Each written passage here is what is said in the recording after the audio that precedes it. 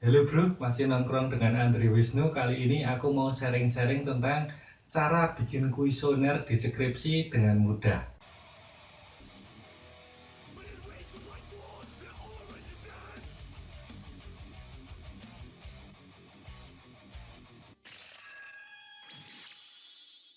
Sebelumnya kita lihat contoh dulu kuesioner di skripsi seperti ini ya.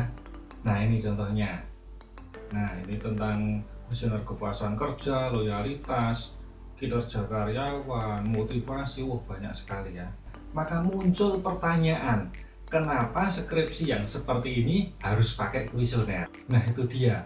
Di sini kita mulai membedakan ya, mana yang namanya konsep, mana yang namanya variabel. Contohnya kalau konsep ya, jika kita menulis artikel tentang kepuasan pelanggan, kita bisa menguraikan banyak hal tentang kepuasan pelanggan. Tetapi kalau sudah masuk ke penelitian itu beda lagi bro. Bedanya di mana? Kalau itu tadi kan kepuasan konsumen hanya sebuah konsep ya, yang artikel-artikel itu tadi. Setelah kamu ambil judul di skripsi, maka kepuasan kerja yang tadinya itu konsep sudah harus menjadi variabel. Dan ingat ya, variabel itu harus bisa dinilai dan bisa diukur. Nah, diukur pakai apa? Ya salah satunya pakai kuesioner. Nah, oke ya. Kemudian setelah diukur pakai kuesioner itu disebarkan ya, dan kita olah data ya, kemudian bisa digolongkan apakah kepuasan itu rendah atau tinggi. Nah, itu salah satu kegunaan kuesioner. Makanya di sini kita mau ngomongin tentang cara bikin kuesionernya ya. Buat bikin kuesioner kita harus tahu dulu asal muasal kuesioner itu ya bro. Dari mana asalnya? Nah, pada dasarnya asal kuesioner itu dari definisi konsep di landasan teori di bab 2-nya biasanya ya. Kemudian diturunkan lagi jadi aspek atau dimensinya. Kemudian diturunkan lagi menjadi indikator. Nah, baru kemudian dijadikan pertanyaan di kuesioner untuk disebar ke responden. Tapi sebenarnya kalau ada kuesioner yang lebih baku atau alat ukur yang standar ya, sebaiknya kamu ya pakai itu aja ya. Itu biasanya ada di buku-buku atau di jurnal-jurnal. Contohnya apa? Nah, ini salah satunya beberapa alat ukur untuk mengukur kepuasan karyawan. Ini banyak ya di jurnal-jurnal, di bukunya psikologi industri Bapak Muasad juga ada ya ini ya, dan lain sebagainya, banyak sekali ya. Daripada nunggu kelamaan, yuk kita langsung praktek saja ya. Nah, di sini ada variabel kepuasan konsumen. Nah, teorinya seperti ini di bab 2 ya. Ini menurut Kotler dan Keller ya. Di sini juga ada dimensinya yang menurut Philip Kotler, yaitu ada 3 ya, kualitas produk, yang nomor 2 emosional, yang ketiga harga. Nah, ini kan ada variabel kepuasan pelanggan atau kepuasan konsumen. Ini dari definisi ini kemudian diturunkan menjadi aspek atau dimensi. Nah, kalau di sini aspek dimensi itu dijadikan indikator juga. Dan biasanya indikator ini juga ditulis di bab 3-nya, di mana yaitu di definisi operasional variabel. Nah, contohnya seperti ini ya. Jika ada indikator kualitas produk, maka kata-katanya kualitas produk tas merek Agundas sesuai dengan harapan. Nah, ini contohnya jika kita mau meneliti tas merek Agundas ya. Ada nomor 2 emosional, yaitu rasa bangga saat menggunakan tas merek Agundas. Yang nomor ketiga yaitu harga tas merek Agundas sesuai dengan kemampuan konsumen.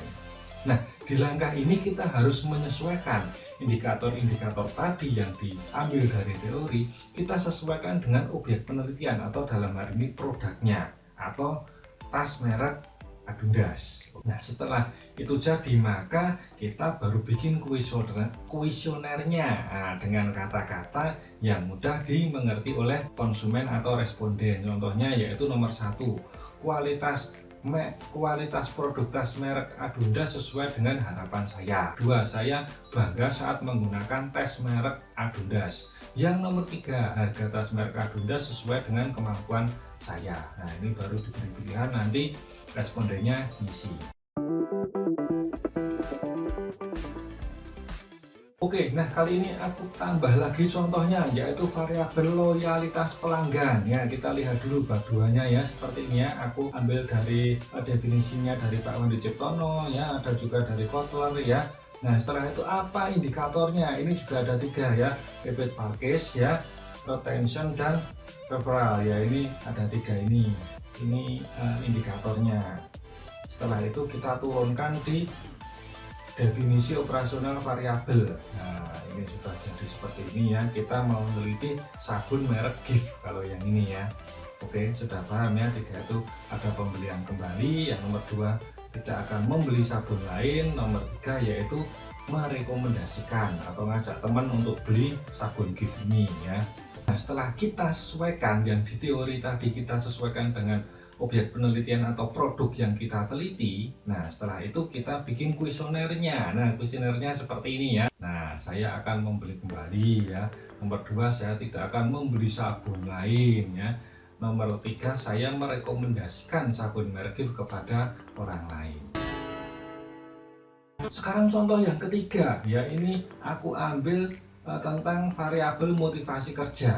Nah, kalau yang tadi kan dari variabel diturunkan menjadi dimensi, dan dimensi itu menjadi indikator juga. Nah, sekarang beda lagi. Kalau yang ini ada dimensinya sendiri, ada indikatornya sendiri. Yuk kita lihat yuk. Nah, ini kita lihat teorinya dulu di bab 2 motivasi kerja. Aku ambil dari Robin ya. Ini kebetulan aku ngambil teorinya Michelin yang dikutip di dalam Bimo Walgito ya. Ini ya. Ini ada 3 macam motivasi, yaitu motivasi untuk bersahabat, motivasi untuk berkuasa, dan motivasi untuk berprestasi. Kebetulan juga ini sudah ada dimensinya. Nah, yang 3 itu tadi ya. Dan ingat, 3 dimensi ini tadi mau kita pecah. Nah, kita pecah sendiri-sendiri jadi indikator di bab 3. Dimasukkan dalam definisi operasionalisasi variabel. Nah, jadinya seperti ini ya.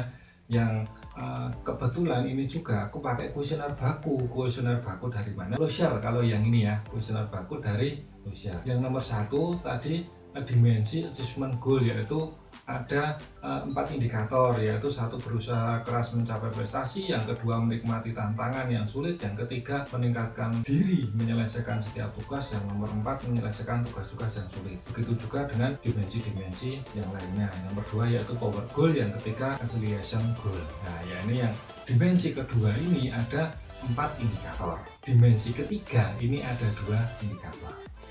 Apakah boleh ini indikatornya kok beda-beda jumlahnya? Nggak masalah, itu karena yang penting dapat mewakili variabel yang akan kita ukur.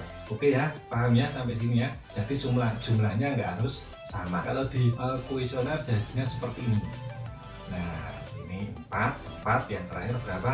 2. Nah, gimana? Mudah toh? Wah iya, yang penting kita tahu bentukan asal usulnya. Ojo waton ya, nek gawe kuesioner ojo waton copy paste saka Google. Nah, jadi besok kalau ditanya sama dosen pembimbingmu dari mana asal kuesionernya, kamu udah bisa jawab toh. Tadi dari landasan teori ya, dari variabelnya diturunkan jadi dimensi ya, aspek atau dimensinya diturunkan jadi indikator, baru dibikin di kuesioner. Nah, gimana cara googlingnya sekarang biar tepat dan mudah? Nah, langsung aja sambung ke video selanjutnya ya. Sampai ketemu lagi, semoga bermanfaat.